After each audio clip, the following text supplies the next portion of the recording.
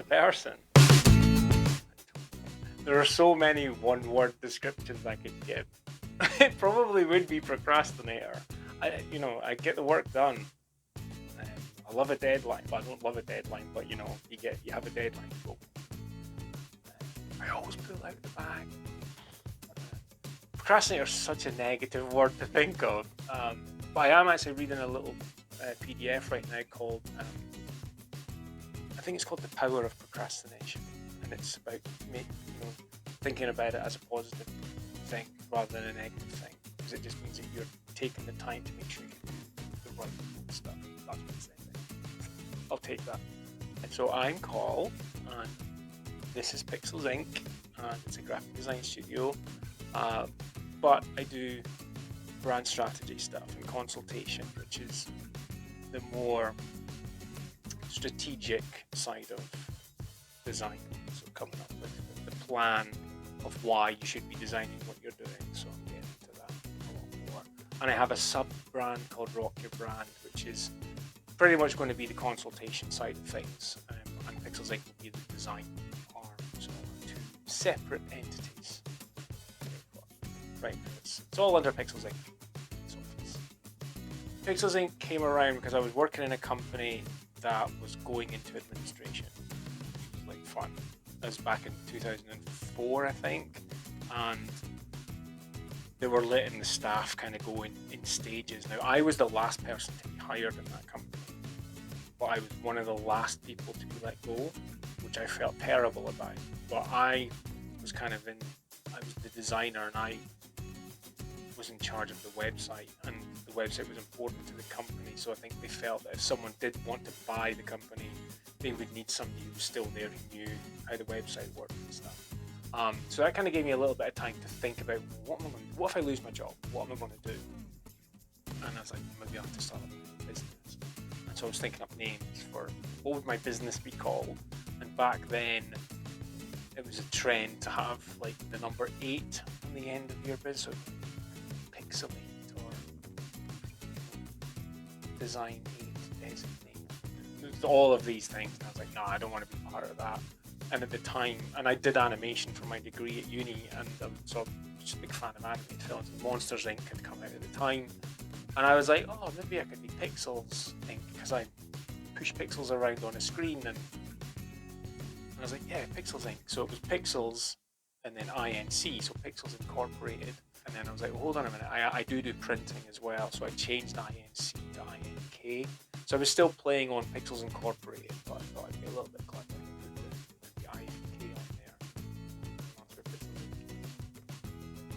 Nope.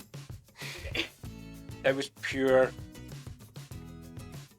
necessity and terror of having no money coming in, and not being able to get a job, just start with no clients. There's always huge learning curves. I think the biggest learning curve, and this might sound really cheesy, is the biggest learning curve is learning about yourself and your confidence and dealing with imposter syndrome and dealing, like me, looking at procrastination. Am I a procrastinator, or am I just needing that downtime? Is that my brain going, you need to take a break, you need to do stuff, and it isn't work. So I think for me the biggest learning curve is that, and it's probably self-improvement. And if you can get that, then other stuff starts to fall into place. It helps you make the decisions clearer on what you need to do.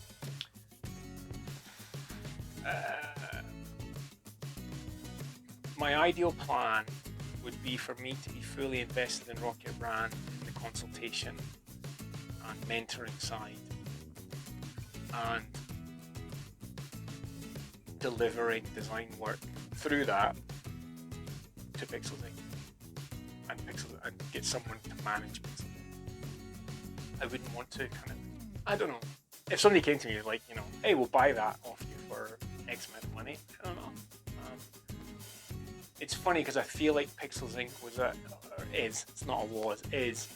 has been the vehicle to get me to where I am now, in a space where I feel this is what I want to do. I love talking about it. It's like I said, this like teacher / social worker thing is kind of coming to the fore. I've done 20 odd years of being a designer.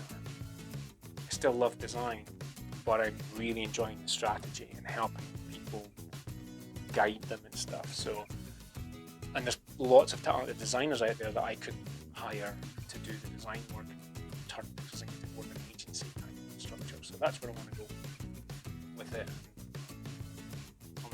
I'll maybe take over Flow 2, you know, in the Flower Mill.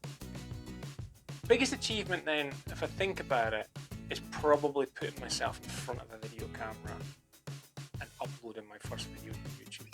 It's probably the scariest, one of the scariest. There's always a scary thing the first time you, like, you know, go to Business Network for the first time. But that was terrifying, because at least at a Business Network event you can see the people that you're talking to, and you can change how you do stuff. When you upload a video to YouTube, you don't know what the people are doing, whether, like, what, you can't control how they view it, and then you're just waiting on comments coming in, you know. And thankfully they were all kind of positive. I've had a few bad ones, you know, and I remember getting the first couple and it was just like a knife to the heart, like, that's how I'm not doing it. Oh! The reason I started YouTube was not to get clients, and that's a key thing. The reason I started was to educate people to the value of graphic design as a service, because it was very undervalued on Fiverr and stuff. I could go Fiverr, off you go then. So it was kind of, you know, why do architects get paid so much money and graphic designers are seen as, oh, let's do it on Canva. Just go and design your house on Canva. You know, nobody would ever do that. So why is graphic design not seen as a skill? We train just as long as an architect does. Our degree is just as long as an architect's degree. So that kind of bugged me a little bit. And so I was like, I want to do something like that. And then also, so I had a client who didn't understand certain terminology, and they were so embarrassed about it, they didn't come back to see me about a job. I saw them at a networking event, and I said, oh, did you find someone to get that job then? Because I've not heard from you. Oh, no, you asked me for this file type, and you said it in such a way that it felt like I should have known what it was, and didn't know what it was. And they were very low tech. They didn't even think I could go Google it. They just were not in the tech space. And I was mortified for it. I was like, I'm so sorry. I said, I just didn't realize. And so that kind of landed. That was at the same sort of time that I met Chris about content. And Chris was, that's an ideal situation of where you can create a piece that says, what's the difference between a JPEG, PNG file, and a GIF file? GIF file. Or, you know, when would you use a JPEG? When's the best time to use it? This is stuff that people are looking for. And he says, there's lots of blogs about it, but how many people are doing that? Basic stuff on YouTube. Or are they all just talking about higher end stuff, like what is a logo? What is a brand? Are they going as low as what is a JPEG? So I went into that.